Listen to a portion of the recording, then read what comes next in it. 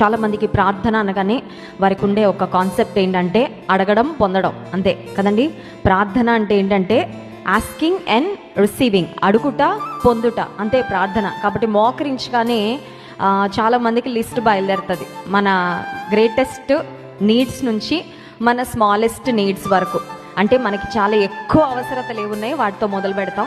Time ఉంటే, ఓపిక ఉంటే, ఆసక్తి ఉంటే చిన్న చిన్న అవసరతలు కూడా దేవుని సన్నిధిలో చెప్పుకుంటాం.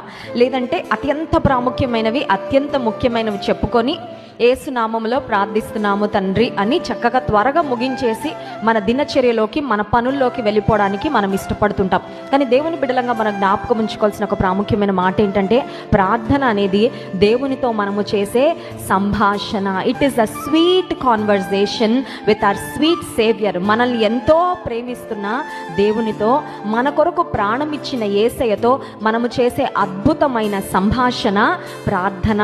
సో ఈ ప్రార్థన అనేది కేవలము మన అవసరతలు తీర్చుకోవడానికి మాత్రమే అనుకున్నామంటే ప్రార్థనను గుర్చిన సరైన అవగాహన మనకు లేదు అని మనం తెలుసుకోవాలి. దేవునితో మనము చేసే సంభాషణ. ఇంకొక మాట, మనము దేవునితో గడిపే అమూల్యమైన సమయం, స్వీట్ మెమరీస్ అంటారు కదా. కొన్ని